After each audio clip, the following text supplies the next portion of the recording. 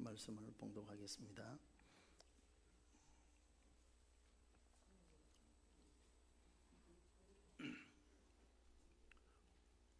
마태복음 5장 13절에서 20절까지 13절에서 16절까지 말씀을 봉독을 하겠습니다.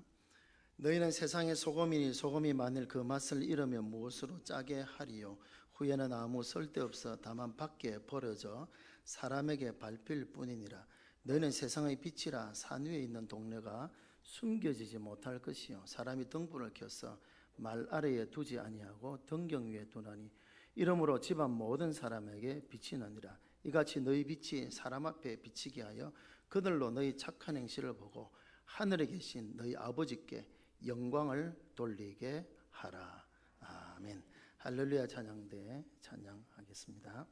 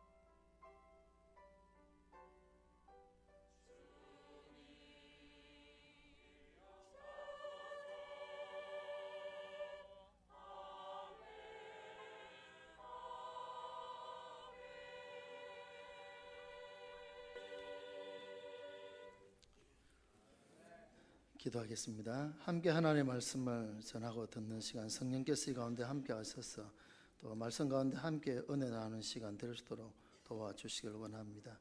부족한 종을 붙들어 주시고 하나님의 말씀만 바르게 또한 잘 전할 수 있도록 도와주시고 성도들의 이 시간 말씀만 집중할 수 있도록 도와주시길 원합니다. 전하는 자와 듣는 자가 함께 나누는 은혜 나누는 시간 될 수 있도록 도와주시길 원하옵고 예수님 이름으로 기도하옵나이다. 아멘. 전라남도 진도군 조도면에 가면 여러 개의 섬이 있습니다. 그 중에 하나가 가사도라는 섬이 있는데요. 이 섬에는 한 50년 전에는 믿는 사람이 하나도 없었던 그런 섬이었습니다. 어느 날 한 여전도사님이 그것을 안타깝게 여기서 이 가사도에 건너와서 전도를 했습니다. 아무도 그 복음을 듣질 않습니다.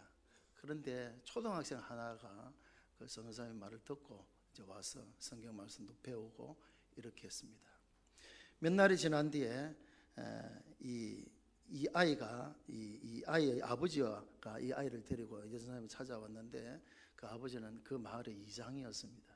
이장의 아들이 이제 전도사님 말씀 듣고 이제 믿음을 가지려고 하는데 그 아버지가 못마땅한 거죠. 그래서 데리고 왔는데 이미 그 아이는 온몸에 맞아가지고 멍투성이고 그런 채로 끌려오다시피 찾아왔습니다. 그리고 그 아버지가 이장에게 그 여전사님 말하기를 다시 한번 이렇게 이런 일을 하면 이 아이가 죽을지도 모른다는 그런 협박의 말까지 하게 되어졌습니다.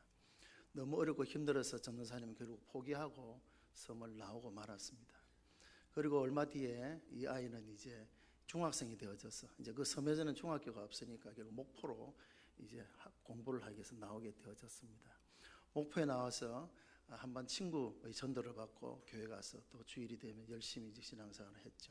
그리고 이제 방학이 되면 이제 섬으로 집으로 돌아오고 또 개학을 하면 다시 이제 학교로 가고 이제 그런 하게 되어졌는데 한 번은 이제 방학을 마치고 학교로 돌아가는 날 선착장까지 배우는 그 아버지에게 대뜸 이야기가 이 말을 했습니다. 아버지, 혹시 죽을 만한 위험에 다다르면 하나님을 꼭 찾으십시오. 그 말을 했습니다. 그러다 이 이장 아버지는 무슨 소리 하면서 화를 버럭 내면서 이놈아 공부나 열심히 해라면서 막 야단을 쳐고 보냈습니다. 어느 날 아버지가 고기를 잡으러 나갔었는데 어두운 밤이었습니다. 갑자기 큰 파도를 만나게 되었고 배가 침몰하고 말았습니다. 그런 가운데에 문득 생각난 것이 아버지 혹시 죽을 일이 생기면 하나님을 찾으세요라는 그 말이 생각나서 하나님 어디 있습니까? 나 좀 살려주십시오 라고 고함을 쳤습니다.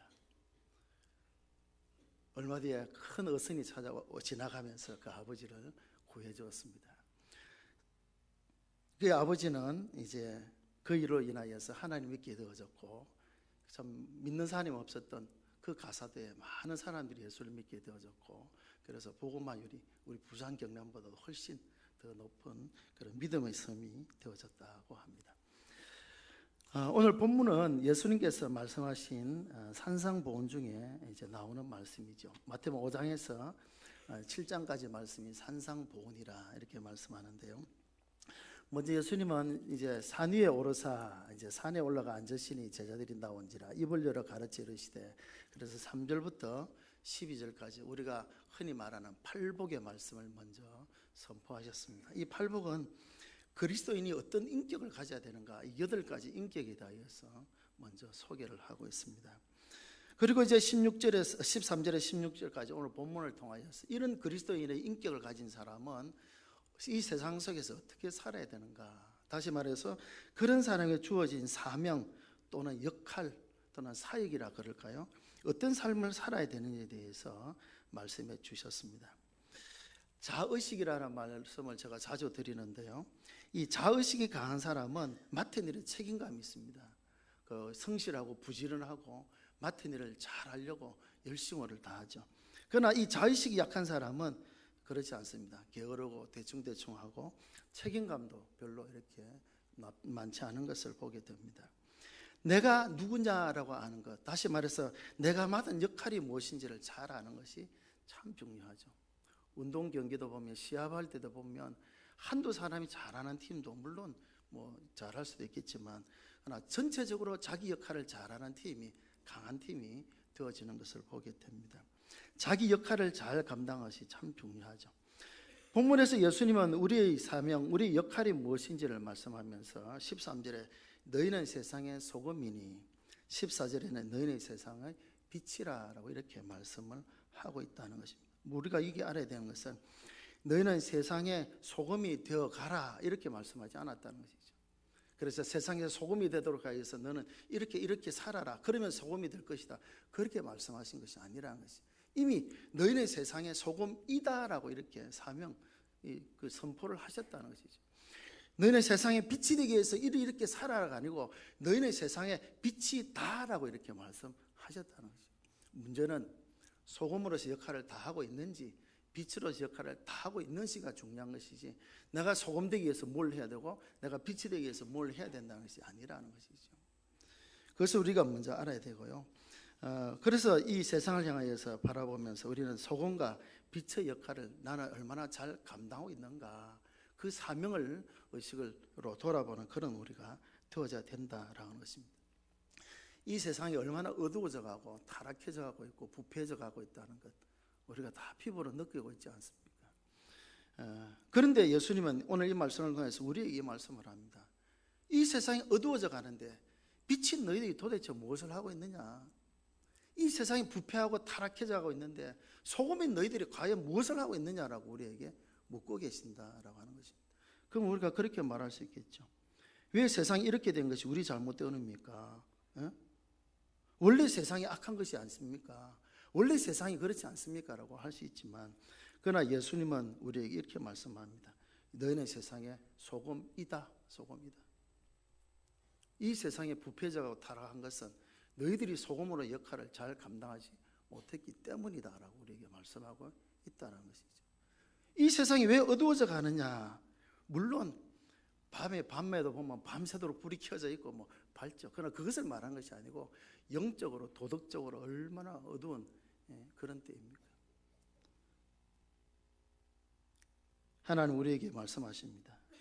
너희는 빛으로서 도대체 무엇을 했느냐라고 우리에게 말씀하고 있다라고 하는 것입니다. 오늘 말씀에서 우리가 깨달아야 될 것이 있는데요, 예수님은 너희는 그냥 소금이다 빛이다 하지 아니하고 세상의 소금, 세상의 빛이다라고 하셨다는 것이죠.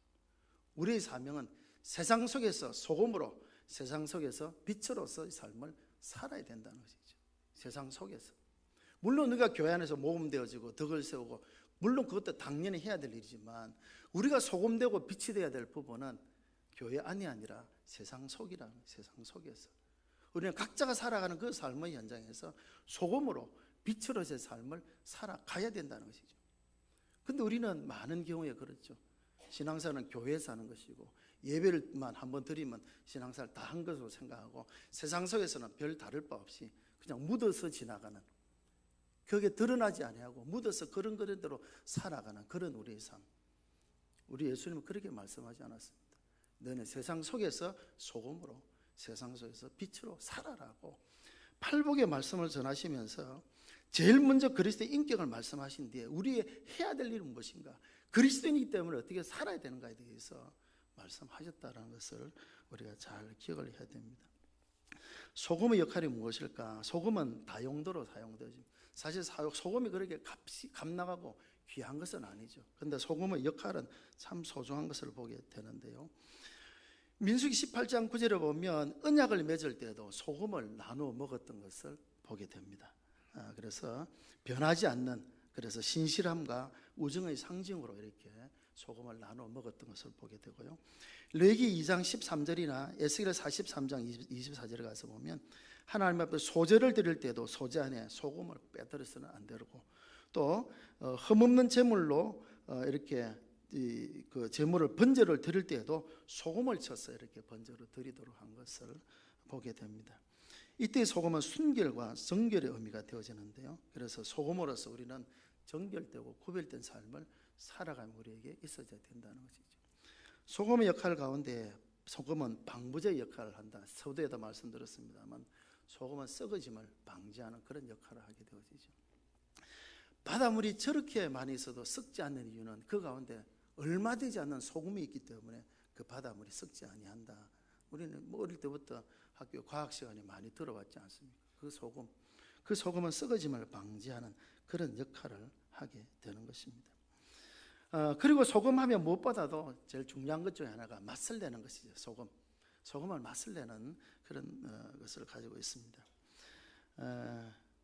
아무리 좋은 재료를 가지고 좋은 향신료, 이 좋은 향기가 나는 그런 향신료를 쓰고 보기 좋게 또 좋은 그릇에 담아놓아 먹음직하게 담아놨다 할지라도 우리 하는 말로 간이 맞지 않으면 먹을 수가 없지 않습니까? 물론 먹기는 먹겠지만 간이 맞지 않으면 별로지 않습니까? 그러나 재료는 좀 그래 해도 좀 음식의 모양은 그래도 간이 입에 딱 맞으면 얼마나 맛있습니까? 그죠? 간이 맞아야 된다.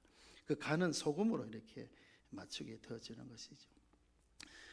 요즘 우리 주위에 많은 사람들이 살아가면서 정말 살맛나지 않는다라는 사람이 얼마나 많아 있습니까? 우리는 그들에게 맛나는 삶이 무엇인지를 보여줘야 된다는 것이죠. 우리의 살맛나는 그 맛나는 삶이 이 세상에 있지 않다. 영원한 하나나라에 있다.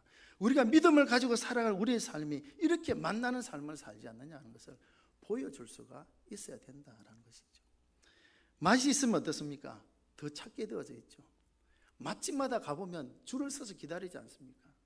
다른 옆집에는 손님이 없는데도 그 집에는 줄을 서서 기다렸다가도 먹고 가지 않습니까? 왜? 맛이 있기 때문에, 맛집으로 소문나기 때문에 그 집에서 먹기 위해서 기다려 있죠. 관광지에 보면 그런 경우들을 제가 보았습니다. 국수집들이 있는데요, 어느 한 집은 줄을 쫙 서는 거예요. 그 옆에는 사람들이 없어요.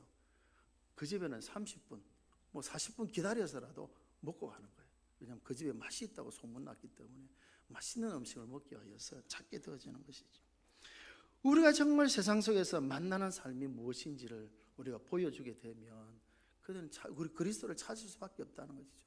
예수 믿는 자 삶이 저렇게 만나는 삶이구나. 우리는 정말 소망이 없고 희망이 없어 이렇게 마지못해 살아가고 있는데, 저 예수 믿는 사람들은 내가 볼 때는 나보다 더 어렵고 힘들게 살아가는데 어떻게 저렇게 기쁘고 즐겁게 저렇게 살아가는가? 어떻게 저렇게 맛있는 삶을 살까? 궁금해 견딜 수가 없는 거죠. 그러면 찾게 되어져 있다. 옛날에 바사의 한 임금이 자기 사랑하는 새 공주를 불러놓고 뜬금없이 이렇게 물어봤습니다. 너희가 나를 사랑하느냐? 예, 아버지, 우리 사랑하죠. 진심으로 나를 사랑하냐라고 물어보니까 첫째 딸이 와서 이렇게 말했습니다. 아버지, 나는 황금보다 아버지를 더 사랑합니다 라고 말했습니다. 그 말을 들은 임금이 기분이 참 좋죠. 황금이 얼마나 귀중한 것입니까? 그보다 더 사랑한다니까 기뻐했습니다. 둘째 딸이 왔습니다. 아버지, 나는 이 세상의 모든 은보다도 아버지를 더 사랑합니다. 역시 그 마음에 참 기쁨이 있죠. 셋째 딸이 왔습니다. 이렇게 말합니다. 아버지, 나는 이 세상의 소금같이 아버지를 사랑합니다. 이 말을 듣는 아버지가 이게 무슨 말이야? 흔해 빠진 소금처럼 나를 생각한다니 이게 무슨 말이야? 좀 언짢은 그런 표정을 보이게 되어졌습니다. 그것을 바라보았던 지혜로운 요리사가 그날 밤에 요리를 하면서 멋진 재료를 가지고 아름답게 이렇게 요리를 잘 해놨는데 소금으로 간을 하지 않았습니다. 먹음직스럽고 보암스럽고 참 맛있어 보이는 그 음식을 먹는데 너무 맛이 없는 거예요. 왕이 버럭 화를 냅니다. 오늘 음식이 왜 이래? 왜 맛이 없어라고 막 이렇게 화를 내자 요리사가 그렇게 말했습니다.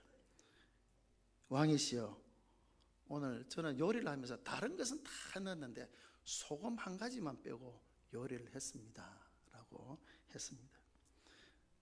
어제 공주님께서 고백했던 그 고백을 기억하십니까? 소금같이 사랑합니다라는 고백이 얼마나 귀한 고백인지 아시겠습니까? 라고 그렇게 말을 했다고 합니다.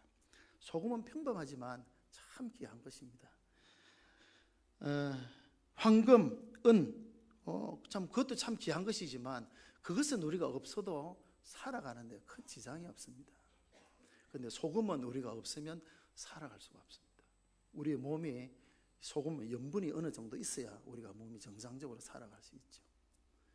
땀을 많이 흘리고 나면 어지럽고 빈혈오는 이유가 우리 몸에서 소금이 빠져나가기 때문에 그렇죠. 그래서 빨리 그때는 소금을 먹어줘야 되죠. 그래서 여름에 이렇게 육체 노동을 많이 하는 사람 보면 소금을 먹죠. 저희들 군에 있을 때도 보면 무더운 여름철에는 소금을 훈련 나가면 소금을 줍니다. 소금을 먹도록. 그래야 기력이 빠지지 않거든요. 소금은 우리 생명보다 참 중요하죠. 우리가 병원에 가면 가장 제일 맞는 게 링거액을 맞는데 그 수액이 보면 거의 소금 성분이 많지 않습니까? 우리 몸과 같은 비율로 이렇게 소금이 참 중요합니다. 중국의 체형 가운데 하나가 무엇인가 하면 죄인을 이렇게 결국 이렇게 험하게 다루는 것 중에 하나가 소금을 아예 주지 아니해서 결국 죽게 만드는 그런 체형도 있다는 그런 기사를 본 적이 있습니다. 소금은 그 자체가 별것 아닌 것 같이 보이지만 소금은 참 귀한, 참 중요한 것입니다. 소금은 생명과도 같은 것입니다. 우리는 이 세상에서 소금과 같은 그런 삶을 살아야 되는데요, 소금이 되기 위해서는 맛을 잃어버리면 안 된다. 13절은 그렇게 말씀합니다. 만일 그 맛을 잃으면 무엇으로 짜게 하리요? 무엇으로 짜게? 소금이 맛을 잃어버리면 그 역할을 할 수 없는 거죠. 우리가 이해가 잘 되지 않죠. 소금이 맛을 잃는다는 도대체 무슨 말이냐?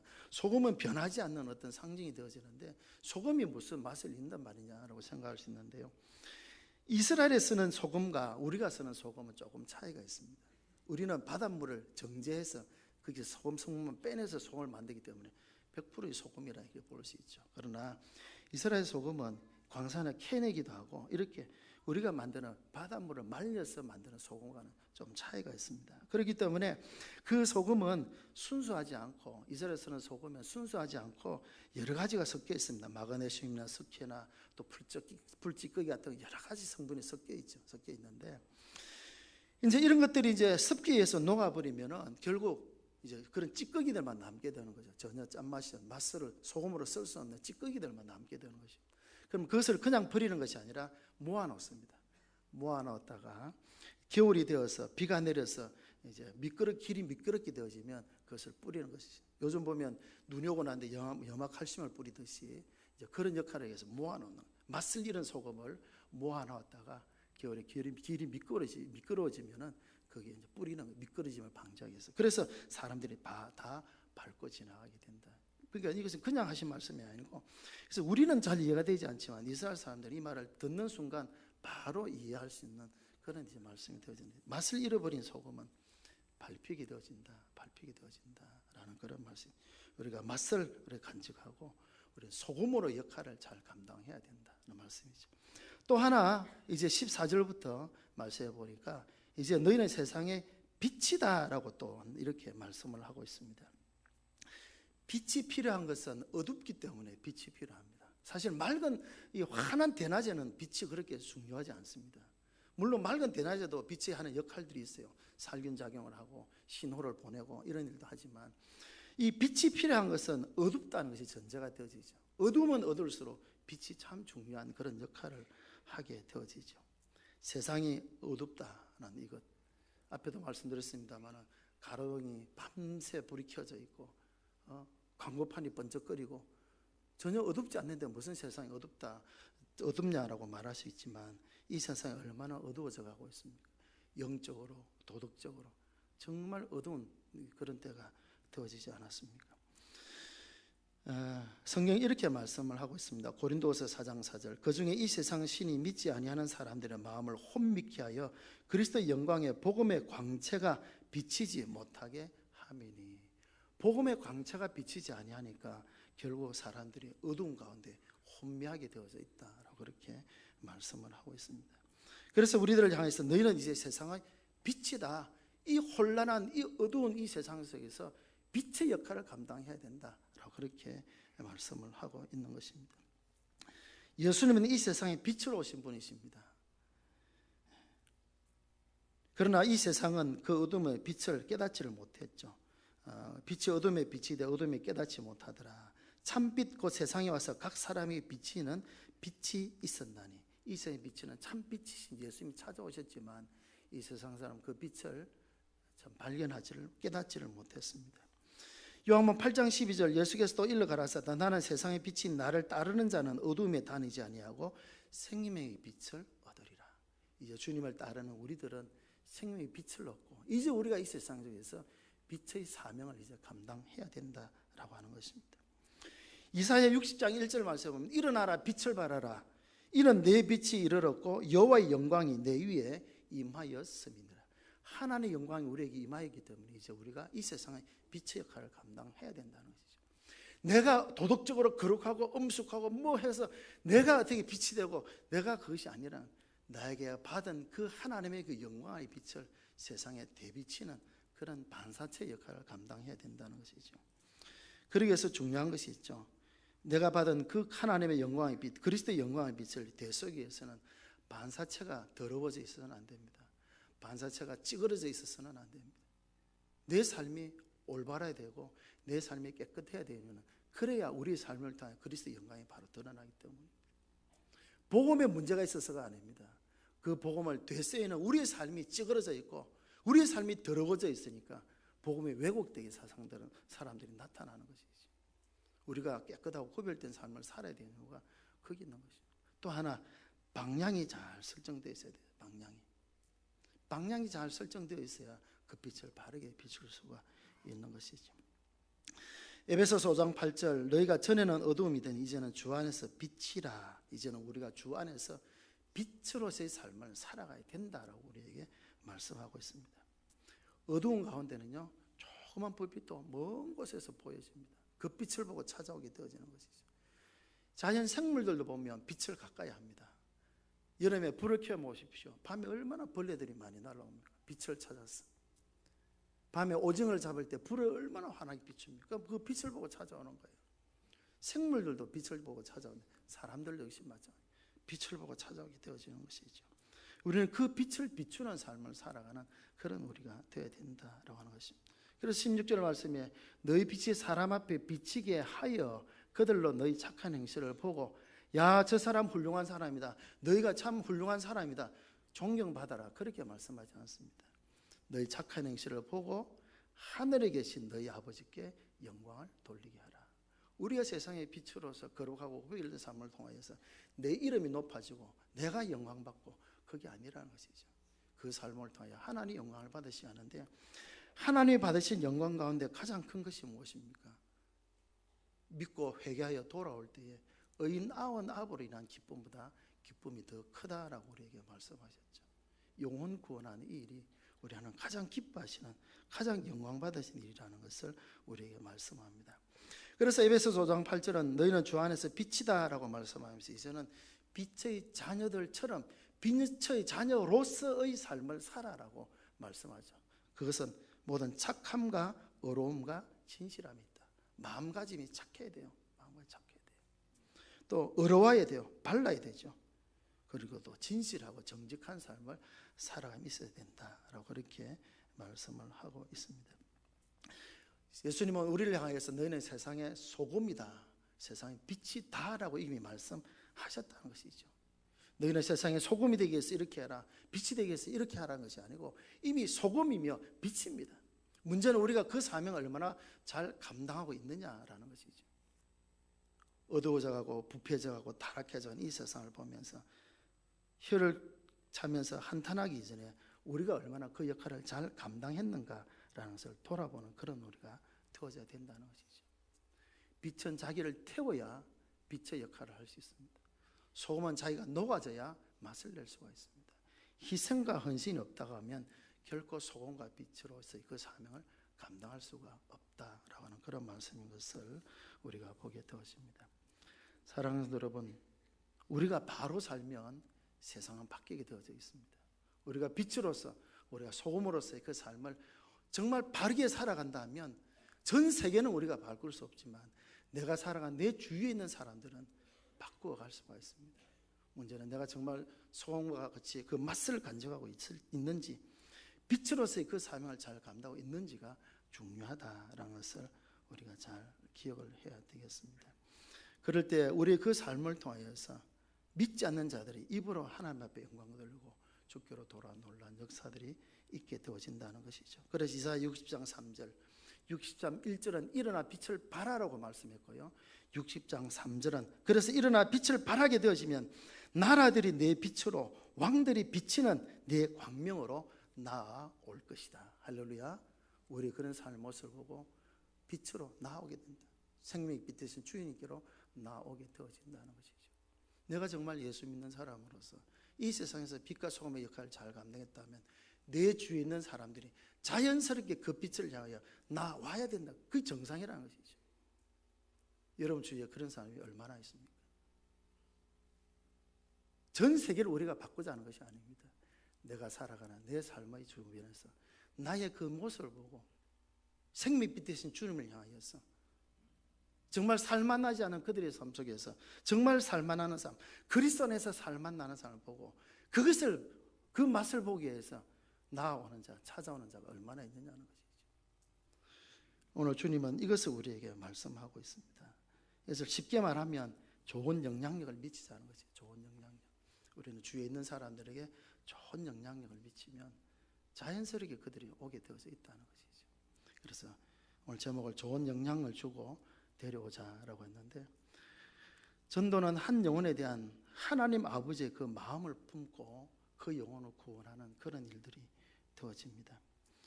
절망적일 수밖에 없는 불신자를 예배신자로 마음에 품고 또 그를 인도하기 위해서 애를 쓰게 되어지고요. 그래서 예배신자가 초신자가 신자로 되도록 그 일을 좀 해야 될 일이 우리 먼저 믿는 우리들의 할 일이다라는 것을 우리가 기억을 해야 되는 것입니다. 세상에는 많은 사람들이 있는 것 같은데요, 결국 두 종류의 사람밖에 없습니다. 하나님을 믿는 사람과 믿지 않는 사람, 그 두 종류의 사람밖에 없습니다. 하나님의 심판대 앞에 섰을 때에 하나님은 두 부류로 나눕니다. 두 부류로 나누는데, 우리는 다양한 사람, 많은 사람이 있는 것 같이 보이지만 하나님은 딱 이것으로 두 부류로 딱 나눕니다. 아들이 있는 자, 아들이 없는 자, 예수 믿는 자, 예수 믿지 않는 자, 그것으로 나누지, 그 사람의 학문이 얼마인지, 그 사람의 재산이 얼마인지, 그 사람이 얼마나 착한 일을 많이 했는지, 물론 착한 일은 그 다음 문제고요, 그것 자체가 어떤 이런 나누는 기준은 아니다라는 것이죠. 믿느냐 믿지 않느냐, 그것이 이 세상에 두 부류의 사람이 되어진다는 것이고요. 먼저 믿는 우리들에게 주신 사명은 믿지 않는 자들에게 이런 복음의 빛, 또 소금 같은 역할을 잘 감당함으로 그들을 영원한 절망 가운데 있는 그들이 이쪽으로 믿는 쪽으로 올 수 있도록 그 빛을 비춰주고 그 살만난 삶을 보여주는 그 사명이 우리에게 있다라고 하는 것입니다. 우리를 보면서도 전혀 주위 사람들이 아무런 감동도 없고 그런 모습이 아니라는 것이죠.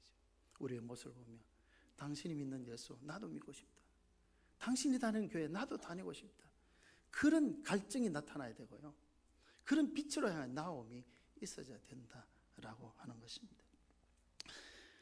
저는 농사를 짓지 않았기 때문에 잘 모릅니다만 요즘 사과 보면 그렇지 않습니까? 사과 그냥 심어 놓는다고 해서 사과 그냥 맺히는 것이 아니지 않습니까? 좋은 사과를 맺기 위해서는 적당한 물과 햇볕, 그리고 병충해를 막아주는 방제 작업, 끊임없는 농부의 손길이 가야 좋은 사과를 얻게 되어집니다. 사과 하나를 얻기 위해서도 그렇다고 할 때에 한 영혼을 건져내기 위해서는 그냥 우리가 가만히 있다고 해서 되어지는 아니라는, 얼마나 많은 수고와 노력과 헌신이 있어야 되는가라는 것이죠. 좋은 영향을 줄 때 그들이 교회로 올 가능성이 많습니다. 우리가 좋은 영향을 줄 때 그들이 예수 믿을 가능성이 훨씬 많다라고 하는 것입니다. 예수님이 이것을 우리에게 말씀합니다. 세상 속에 빛으로서 소금으로 살아가는 것은 그리스도인으로서의 좋은 영향을 주는, 좋은 영향력을 미치라는 것이죠. 그럴 때 그들이 그 빛을 보고 오게 될 것이다. 이사야 60장 3절 말씀을 제가 읽어드렸지 않습니까? 비치는 내 광명으로 나올 것이다. 그래서 바라보면서 하나님께서 오늘 이 말씀 속에서 예수님께서 우리에게 세상의 빛이다 소금이라 말씀하신 그 의미가 무엇인지 우리는 그렇게 생각할 수 있죠. 나만 예수 잘 믿고 천국 가면 되지 않습니까? 라고 그렇게 말씀할 수 있습니다만 예수님은 그렇게 말씀하지 않습니다. 오늘 이 말씀 우리에게 주셨습니까? 너만 예수 잘 믿고 천국 가서 구원받아라, 그렇게 말씀하셨으면 이 말씀 하실 이유가 없죠. 너희는 세상 속에 소금, 너희 세상 속에 빛으로의 삶을 살아라. 그래서 너희 삶을 보고 많은 사람이 주께로 돌아오도록 그 삶을 살아라고 우리에게 그 사명을 주셨다라고 하는 것입니다. 이제 주님 오실 날이 얼마 남지 않았습니다. 많은 사람들 입에서 말세지말이라는 말들을 얼마나 많이 듣고 있습니까? 정말 말세지말의 일들이 일어나고 있죠. 주님 오실 날이 얼마 남지 않았습니다. 심판의 날이 얼마 남지 않았습니다. 믿지 않는 그 영혼들 구원받을 날이 참 얼마 남지 않았다는 것이죠. 정말 그 한 영혼 한 영혼을 불쌍히 여기면서 좀 우리가 빛으로서 소금 역할을 잘 감당하고 좋은 영향을 주어서 그들을 믿음의 자리, 구원의 자리로 이끌 수 있는 그런 저와 여러분들 다 되시기를 바랍니다. 우리 찬송 우리 같이 부르도록 하겠습니다.